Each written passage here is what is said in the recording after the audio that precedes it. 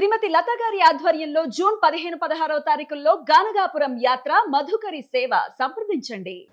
తన భార్య పెట్టే టార్చర్ భరించలేక ఒక భర్త చేసిన పని ఇప్పుడు నెట్టింట వైరల్ అవుతుంది. సార్, నా భార్య పెట్టే బాధలను నేను తట్టుకోలేకపోతున్నాను. రోజు రోజుకు నరకం అనుభవిస్తున్నాను. చట్టాలు ఆమె వైపే ఉన్నాయి. నా మొర ఆలకించేవారు లేరు. దయచేసి నా కారుణ్య మరణానికి అనుమతి ఇవ్వండి. ఒక భర్త తీవ్ర ఆవేదనతో కన్నీళ్లతో జిల్లా కలెక్టర్కు రాసిన లేఖ ఇది. చట్టాలు మహిళల రక్షణ కోసం ఉన్నాయి, కానీ కొందరు వాటిని ఎలా దుర్వినియోగం చేస్తున్నారో, ఒక మగాడి జీవితాన్ని ఎలా నరకప్రాయం చేస్తున్నారో చెప్పడానికి గుజరాత్లోని సూరత్లో జరిగిన ఈ వింత ఘటనే ఒక ఉదాహరణ. అసలు ఈ కిరీట్ పటేల్ ఎవరు, అతని భార్య చేసిన దారుణాలేంటో ఇప్పుడు తెలుసుకుందాం.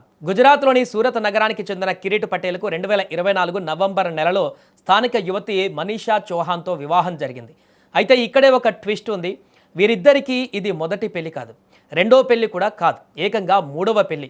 గతంలో జరిగిన చేదు అనుభవాలను మర్చిపోయి ఈ పెళ్లితోనైనా ఒక కొత్త జీవితాన్ని ప్రారంభించవచ్చని కిరీట్ పటేల్ ఆశపడ్డాడు. కానీ పెళ్ళైన కొద్ది రోజులకే అసలు రంగు బయటపడింది. ఆ కాపురం 3 నాళ్ల ముచ్చటగానే మిగిలిపోయింది. పెళ్ళైనప్పటి నుంచి భార్య మనీషా, ఆమె అత్తింటి వారు కలిసి కిరీట్ పటేల్ను డబ్బుల కోసం వేధించడం మొదలుపెట్టారు. డబ్బుల కోసం వేధించడమే కాకుండా మహిళల రక్షణ కోసం ప్రభుత్వం తీసుకువచ్చిన కఠినమైన చట్టాలను మనీషా ఒక ఆయుధంగా మార్చుకుంది. కిరీట్ పటేల్ను, అతని కుటుంబాన్ని లొంగదీసుకోవడానికి తప్పుడు కేసులతో భయభ్రాంతలకు గురి చేయడం స్టార్ట్ చేసింది. అయితే కిరీట్ పటేల్ ఊరికే కూర్చోలేదు. ఆమె గతాన్ని తవ్వడం మొదలుపెట్టాడు. అప్పుడే ఒక షాకింగ్ నిజం బయటపడింది.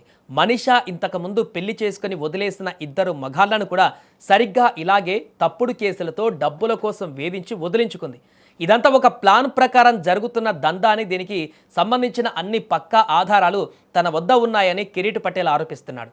అంటే చట్టాన్ని అడ్డం పెట్టుకుని భర్తలను బ్లాక్మెయిల్ చేయడం ఆమెకు అలవాటుగా మారిపోయిందనే విషయం ఆయనకు తెలిసింది.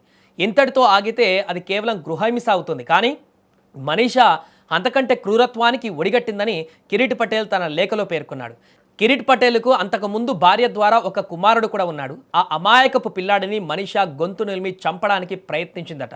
సరిగ్గా సమయానికి కిరీట్ పటేల్ అక్కడికి రావడంతో పిల్లాడు ప్రాణాలు దక్కాయి. లేదంటే ఆ ఇంట్లో పెద్ద ప్రమాదమే జరిగిపోయేది. భార్య వేధింపులు, అత్తింటి వారి బెదిరింపులు, కళ్ళ ముందే కొడుకు ప్రాణాలకి రక్షణ లేకపోవడం, వీటన్నిటికీ తోడు మహిళా చట్టాల భయం. ఏం చేయాలో పాలుపోని స్థితిలో పోలీస్ స్టేషన్ల చుట్టూ తిరిగినా న్యాయం జరగకపోవడంతో కిరీట్ పటేల్ చివరకు సూరత్ జిల్లా కలెక్టర్ను ఆశ్రయించాడు. నేను బ్రతికి ప్రయోజనం లేదు, నన్ను చావనివ్వండి అంటూ కారుణ్య మరణానికి దరఖాస్తు చేసుకున్నాడు. ఇప్పుడు ఈ ఘటన దేశవ్యాప్తంగా పెద్ద చర్చకు దారితీసింది. చట్టాలు మహిళల రక్షణ కోసమే అయినా వాటిని ఇలా కొంతమంది దుర్వినియోగం చేస్తూ అమాయకపు మగవారి జీవితాలను బలి తీసుకుంటున్నప్పుడు వారికి రక్షణ ఎక్కడ? కిరీట్ పటేల్ అభ్యర్థన విన్న కలెక్టరేట్ వర్గాలు కూడా ఒక్కసారిగా షాక్కు గురయ్యాయి. మరి ఈ కేసుల విచారణ జరిపి ఆ కిలాడి లేడీకి బుద్ధి చెప్తారా లేదా అనేది వేచి చూడాలి.